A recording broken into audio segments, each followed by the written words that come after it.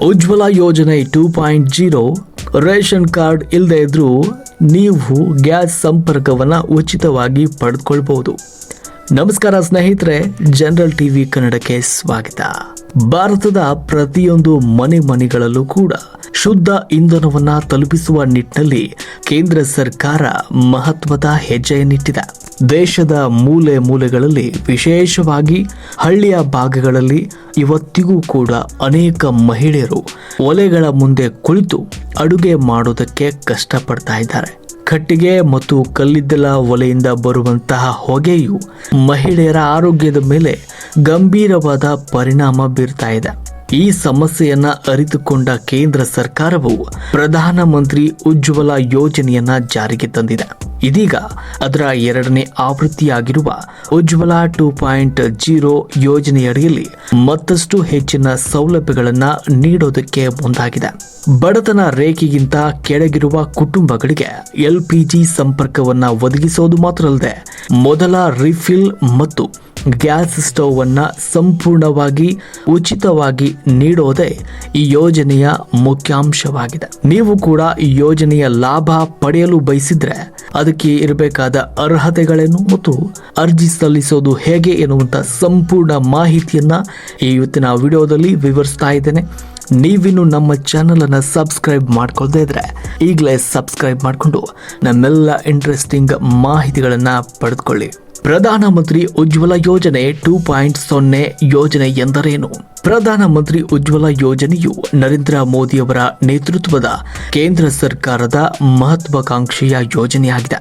2016ರಲ್ಲಿ ಆರಂಭವಾದ ಈ ಯೋಜನೆಯ ಮೊದಲ ಹಂತದಲ್ಲಿ ಕೋಟ್ಯಾಂತರ ಬಡ ಕುಟುಂಬಗಳಿಗೆ ಅನಿಲ ಸಂಪರ್ಕವನ್ನ ನೀಡಲಾಗಿತ್ತು. ಇದೀಗ ಉಜ್ವಲ 2.0 ಯೋಜನೆಯಡಿಯಲ್ಲಿ ವಲಸೆ ಕಾರ್ಮಿಕರು ಮತ್ತು ಇದುವರೆಗೂ ಗ್ಯಾಸ್ ಸಂಪರ್ಕ ಪಡೆಯದ ಬಡ ಕುಟುಂಬಗಳನ್ನ ಗುರಿಯಾಗಿಸಿಕೊಂಡು ಈ ಸೌಲಭ್ಯವನ್ನ ವಿಸ್ತರಿಸಲಾಗಿದೆ. ಹಿಂದಿನ ಹಂತದಲ್ಲಿ ರೇಷನ್ ಕಾರ್ಡ್ ಕಡ್ಡಾಯವಾಗಿತ್ತು. ಆದರೆ ಉಜ್ವಲ 2.0 ಅಡಿಯಲ್ಲಿ ವಲಸೆ ಕಾರ್ಮಿಕರಿಗೆ ವಿಶೇಷ ವಿನಾಯಿತಿಯನ್ನ ನೀಡಲಾಗಿದೆ. ಅಂದ್ರೆ ನೀವು ಉದ್ಯೋಗಕ್ಕಾಗಿ ಬೇರೆ ಊರಿಗೆ ಬಂದಿದ್ದು ನಿಮ್ಮ ಬಳಿ ಆ ಊರಿನ ವಿಳಾಸದ ರೇಷನ್ ಕಾರ್ಡ್ ಇಲ್ಲದೆ ಇದ್ರೂ ಕೂಡ ಕೇವಲ ಸ್ವಯಂ ಘೋಷಣೆ ಪತ್ರದ ಮೂಲಕ ಗ್ಯಾಸ್ ಸಂಪರ್ಕವನ್ನ ಪಡೆಯಬಹುದಾಗಿದೆ. ಈ ಯೋಜನೆಯಡಿ ಸಿಗುವ ಪ್ರಮುಖ ಲಾಭಗಳು. ಈ ಯೋಜನೆ ಕೇವಲ ಗ್ಯಾಸ್ ಸಂಪರ್ಕ ನೀಡುವುದಕ್ಕೆ ಸೀಮಿತವಾಗಿಲ್ಲ. ಫಲಾನುಭವಿಗಳಿಗೆ ಆರ್ಥಿಕ ಹೊರೆಯಾಗದಂತೆ ನೋಡಿಕೊಳ್ಳಲು ಸರ್ಕಾರವು ಹಲವು ಉಚಿತ ಕೊಡುಗೆಗಳನ್ನು ಕೂಡ ನೀಡಿದೆ. ಠೇವಣಿ ರಹಿತ ಸಂಪರ್ಕ. ಸಾಮಾನ್ಯವಾಗಿ ಗ್ಯಾಸ್ ಸಂಪರ್ಕ ಪಡೆಯಲು ಸಿಲಿಂಡರ್ ಮತ್ತು ರೆಗ್ಯುಲೇಟರ್ಗೆ ಭದ್ರತಾ ಠೇವಣಿ ಇಡಬೇಕಾಗುತ್ತದೆ. ಆದರೆ ಉಜ್ವಲ ಯೋಜನೆಯಡಿ ಫಲಾನುಭವಿಗಳು ಯಾವುದೇ ಠೇವಣಿಯ ಹಣವನ್ನು ಪಾವತಿಸುವ ಅಗತ್ಯ ಇರೋದಿಲ್ಲ. ಮೊದಲ ರಿಫಿಲ್ ಉಚಿತ. ಇನ್ನು ಗ್ಯಾಸ್ ಸಂಪರ್ಕ ಪಡೆದ ತಕ್ಷಣ ಮೊದಲ ಸಿಲಿಂಡರ್ ತುಂಬಿಸಿಕೊಳ್ಳಲು ಹಣ ನೀಡುವ ಅವಶ್ಯಕತೆ ಇಲ್ಲ. ಸರ್ಕಾರವೇ ಮೊದಲ ಸಿಲಿಂಡರ್ ಅನ್ನ ಉಚಿತವಾಗಿ ನೀಡ್ತಾ ಇದೆ. ಗ್ಯಾಸ್ ಸ್ಟವ್ ಉಚಿತ. ಫಲಾನುಭವಿಗಳಿಗೆ ಅಡುಗೆ ಮಾಡಲು ಅನುಕೂಲವಾಗುವಂತೆ ಗ್ಯಾಸ್ ಸ್ಟವ್ ಹಾಗೂ ಹಾಟ್ ಪ್ಲೇಟ್ಗಳನ್ನು ಕೂಡ ಸರ್ಕಾರ ಇಲ್ಲಿ ಉಚಿತವಾಗಿ ನೀಡ್ತಾ ಇದೆ. Cylinder subsidy. ಇತ್ತೀಚೆಗೆ ಕೇಂದ್ರ ಸರ್ಕಾರವು ಉಜ್ವಲ ಯೋಜನೆಯ ಫಲಾನುಭವಿಗಳಿಗೆ ಪ್ರತಿ ಸಿಲಿಂಡರ್ಗೆ ₹300 ಸಬ್ಸಿಡಿಯನ್ನ ಘೋಷಣೆ ಮಾಡಿದೆ.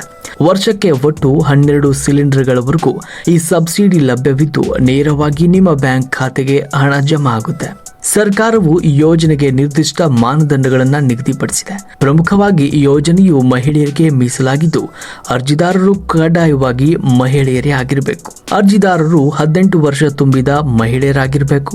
ಒಂದೇ ಮನೆಯಲ್ಲಿ ಈಗಾಗಲೇ ಯಾವುದೇ ತೈಲ ಕಂಪನಿ ಅಥವಾ ಇಂಡೇನ್, ಭಾರತ ಗ್ಯಾಸ್ ಅಥವಾ HP LPG ಸಂಪರ್ಕ ಹೊಂದಿರಬಾರದು. ಅರ್ಜಿದಾರರು ಯಾವುದಾದ್ರೂ ಒಂದು ವರ್ಗಕ್ಕೆ ಸೇರಿರಬೇಕು. ಅಂದ್ರೆ ಪರಿಶಿಷ್ಟ ಜಾತಿ ಅಥವಾ ಪರಿಶಿಷ್ಟ ಪಂಗಡದವರಾಗಿರಬೇಕು. ಪ್ರಧಾನಮಂತ್ರಿ ಆವಾಸ್ ಯೋಜನೆಯ ಒಂದು ಗ್ರಾಮೀಣ ಫಲಾನುಭವಿಗಳಾಗಿರಬೇಕು. ಅತ್ಯಂತ ಹಿಂದುಳಿದ ವರ್ಗಗಳು, ಅಂತ್ಯೋದಯ ಅನ್ನ ಯೋಜನೆ ಫಲಾನುಭವಿಗಳು, ಟೀ ಮತ್ತು ಮಾಜಿ ಟೀ ಗಾರ್ಡನ್ ಬುಡಕಟ್ಟು ಜನಾಂಗದವರು, ಅರಣ್ಯ ನಿವಾಸಿಗಳು, ದ್ವೀಪ ಮತ್ತು ನದಿ ದ್ವೀಪಗಳಲ್ಲಿ ವಾಸಿಸುವ ಜನರು ಅಥವಾ ಬಡತನ ರೇಖೆಗಿಂತ ಕೆಳಗಿರುವ BPL ಕುಟುಂಬಗಳು ಇದಕ್ಕೆ ಅರ್ಹವಾಗಿರುತ್ತವೆ. ಅರ್ಜಿ ಸಲ್ಲಿಸಲು ಬೇಕಾಗುವ ಅಗತ್ಯ ದಾಖಲೆಗಳು. ಉಜ್ವಲ ಯೋಜನೆಗೆ ನೋಂದಣಿ ಮಾಡಿಕೊಳ್ಳಲು ನೀವು ಕೆಲವು ಮೂಲಭೂತ ದಾಖಲೆಗಳನ್ನು ಸಿದ್ಧಪಡಿಸಿಕೊಳ್ಬೇಕು. ಯಾವ್ಯಾವಂದ್ರೆ KYC ಪ್ರಕ್ರಿಯೆಗಾಗಿ ಆಧಾರ್ ಕಾರ್ಡ್ ಹೊಂದಿರಬೇಕು. ವಿಳಾಸದ ಪುರಾವೆಗಾಗಿ ಆಧಾರ್ ಕಾರ್ಡ್ ಅಥವಾ ಮತದಾರರ ಗುರುತಿನ ಚೀಟಿ.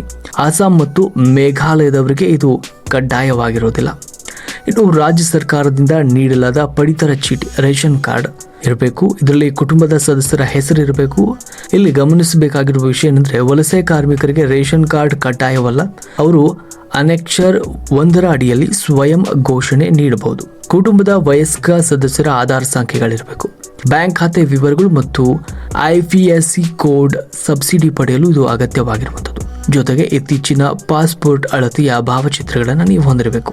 ಉಜ್ವಲ ಯೋಜನೆಗೆ ಆನ್ಲೈನ್ ಮೂಲಕ ಅರ್ಜಿ ಸಲ್ಲಿಸುವುದು ಹೇಗೆ? ನೀವು ಮನೆಯಲ್ಲೇ ಕುಳಿತು ಸ್ಮಾರ್ಟ್ ಫೋನ್ ಅಥವಾ ಕಂಪ್ಯೂಟರ್ ಮೂಲಕ ಸುಲಭವಾಗಿ ಅರ್ಜಿಯನ್ನು ಸಲ್ಲಿಸಬಹುದು. ಅದರ ವಿಧಾನಗಳನ್ನು ನಾವು ಹೇಳ್ತಾ ಹೋಗ್ತೀವಿ.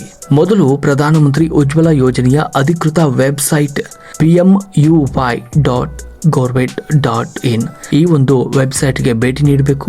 ಮುಖಪುಟದಲ್ಲಿ ಕಾಣುವಂತ apply for new Ujjwala 2.0 connection ಎಂಬ ಆಯ್ಕೆಯ ಮೇಲೆ ಕ್ಲಿಕ್ ಮಾಡಬೇಕು.